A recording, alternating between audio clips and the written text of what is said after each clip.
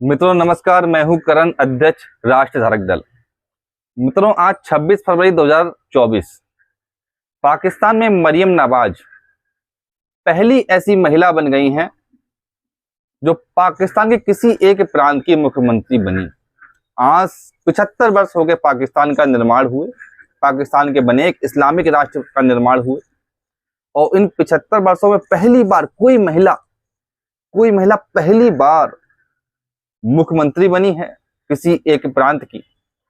वो भी इसलिए क्योंकि वो स्वयं एक प्रधानमंत्री की बेटी है, अन्यथा यह भी संभव ना होता। मित्रों, इस्लामिक देशों में महिलाओं की क्या स्थिति है, इस घटना से इस बात का पूरा अंदाजा लगाया जा सकता है। मित्रों, इसीलिए मानवता की रक्षा के लिए, दुनिया में सुख और शांति लाने के लिए घर वापसी कार्यक्रम बहुत आवश्यक कार्यक्रम है।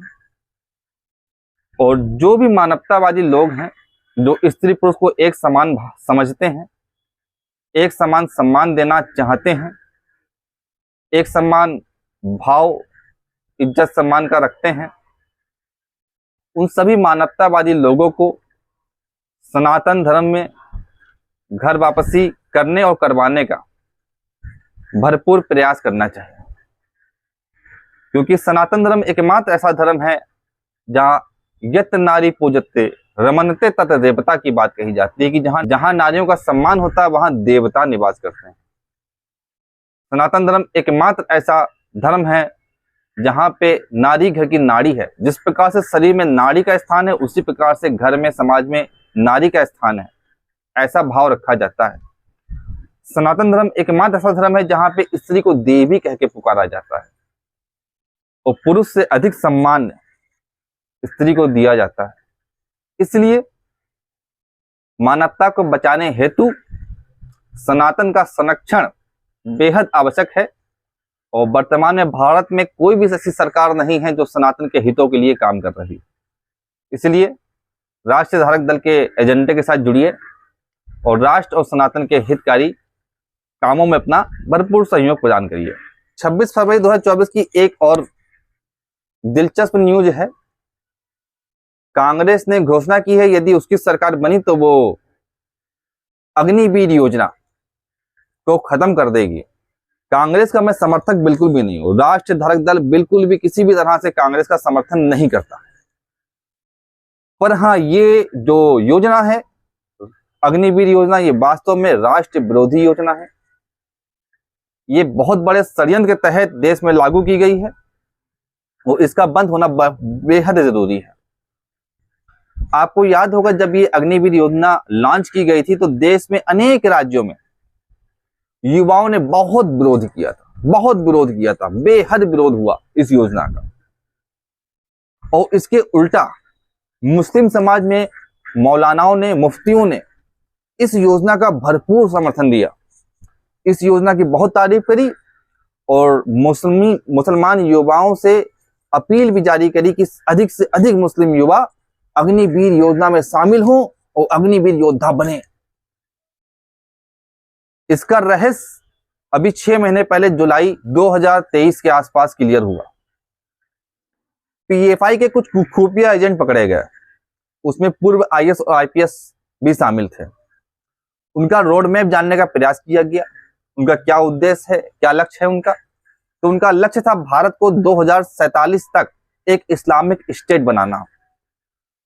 इस इस्लामिक स्टेट बनाने का रोड मैप क्या था? उन्होंने कई रोड मैप की योजनाएं बताई, खुलासे किए, जिसमें उनका प्रमुख उद्देश्य था कि 10% मुस्लिम युवाओं को, जो भारत में कुल मुस्लिम आबादी है उसका लगभग 10% मुस्लिम युवाओं को उन्हें मिलिट्री ट्रेनिंग देना है।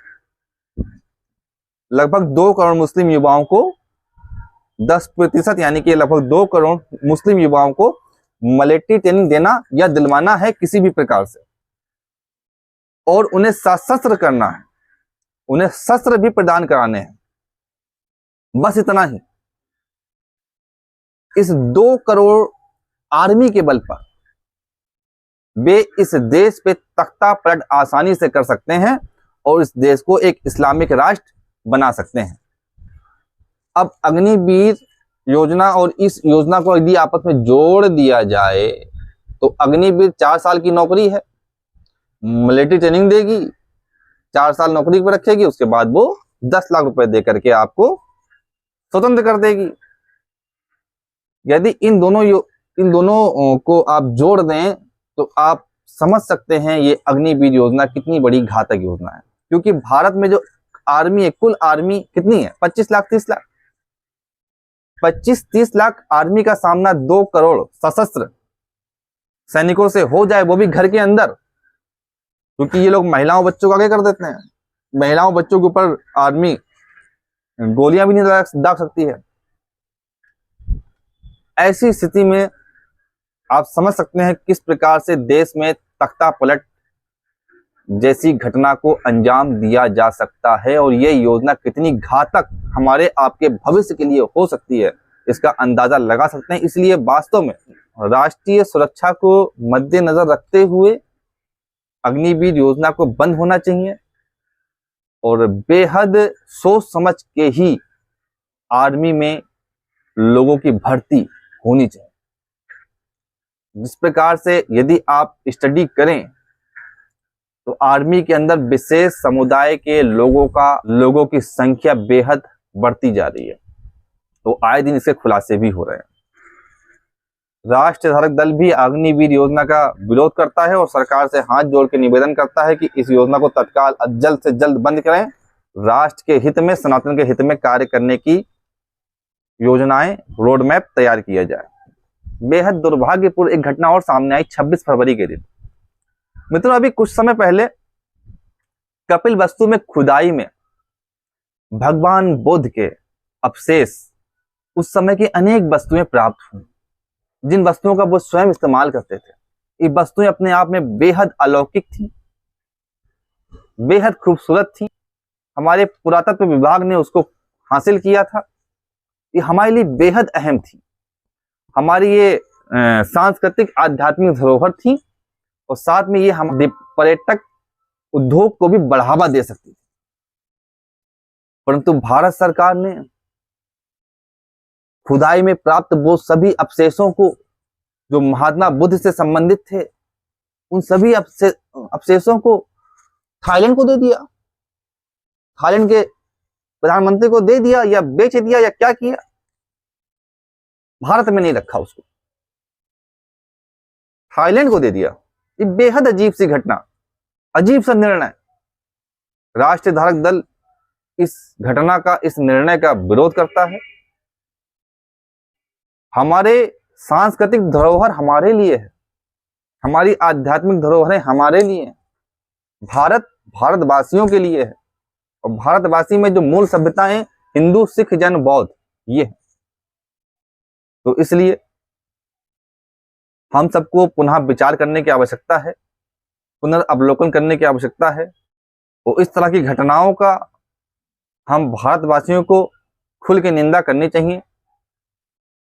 बाकी मित्रों, आप इस घटना के पीछे क्या कहना चाहेंगे वो आप कमेंट बॉक्स में कह सकते हैं।